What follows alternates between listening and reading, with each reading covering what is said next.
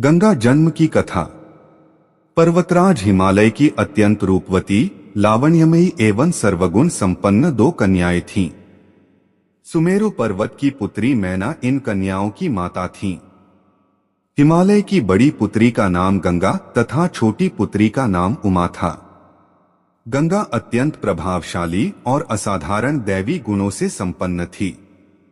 वह किसी बंधन को स्वीकार न कर मनमाने मार्गों का अनुसरण करती थी। उसकी इस असाधारण प्रतिभा से प्रभावित होकर देवता लोग विश्व के कल्याण की दृष्टि से उसे हिमालय से मांग कर ले गए। पर्वतराज की दूसरी कन्या उमा बड़ी तपस्विनी थी। उसने कठोर एवं असाधारण तपस्या करके महादेव जी को वर के रूप में प्राप्त किया। विश्वामित्र के इतना कहने पर राम ने कहा, हे भगवान, जब गंगा को देवता लोग सुरलोक ले गए तो वह पृथ्वी पर कैसे अवतरित हुई और गंगा को त्रिपथगा क्यों कहते हैं? इस पर ऋषि विश्वामित्र ने बताया, महादेव जी का विवाह तो उमा के साथ हो गया था, किंतु 100 वर्ष तक भी उनके किसी संतान की उत्पत्ति नहीं हुई। एक बार महादेव जी के मन में संतान उत्पन्न करने का विचार आया। जब उनके इस विचार की सूचना ब्रह्मा जी सहित देवताओं को मिली तो वे विचार करने लगे कि शिव जी के संतान के तेज को कौन संभाल सकेगा।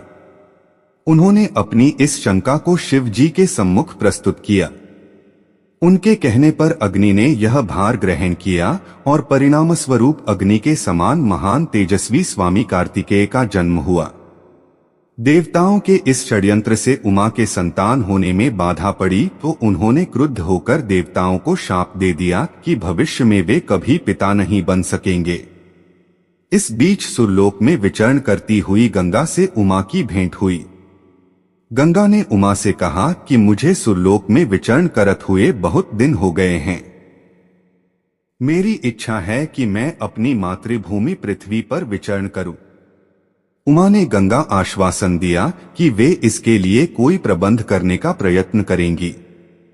वस राम, तुम्हारी ही अयोध्यापुरी में सगर नाम के एक राजा थे। उनके कोई पुत्र नहीं था। सगर की पटरानी केशिनी विदर्भ प्रांत के राजा की पुत्री थी। केशिनी सुंदर, धर्मात्मा और सत्यपरायण थी। सगर की दूसरी रानी का नाम सुमति थी, जो राजा अरिष्टनेमि की कन्या थी।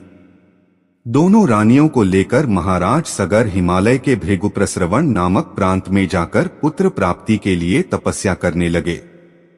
उनकी तपस्या से प्रसन्न होकर महर्षि भृगु ने उन्हें वर दिया कि तुम्हें बहुत से पुत्रों की प्राप्ति होगी। दोनों रानियों में से एक का केवल एक ही पुत्र होगा जो कि वंश को बढ़ाएगा और दूसरी के 60,000 पुत्र होंगे। कौन सी रानी कितने पुत्र चाहती है, इसका निर्णय वे स्वयं आपस में मिलकर कर लें। केशिनी ने वंश को बढ़ाने वाले एक पुत्र की कामना की और गरुड़ की बहन सुमति ने 60,000 बलवान पुत्रों की। उचित समय पर रानी केशिनी ने असमंजस नामक पुत्र को जन्म दिया। रानी सुमति के गर्भ से एक तुंबा निकल जिसे फोड़ने पर छोटे छोटे 60,000 पुत्र निकले। उन सबका पालन पोषण घी के घड़ों में रखकर किया गया। कालचक्र बीतता गया और सभी राजकुमार युवा हो गए। सगर का ज्येष्ठ पुत्र असमंजस बड़ा दुराचारी था और उसे नगर के बालकों को सरयू नदी में फेंककर उन्हें डूबते हुए देखने में बड़ा आनंद आता था। इस दुराचारी पुत्र से दुखी होकर सगर ने उसे अपने राज्य से निर्वासित कर दिया। असमंजस के अंशुमान नाम का एक पुत्र था। अंशुमान अत्यंत सदाचारी और पराक्रमी था। एक दिन राजा सगर के मन में अश्वमेघ यज्ञ करवाने का विचार आया। शीघ्र ही उन्होंने अपने इस विचार को कार्य रूप में परिणत कर दिया।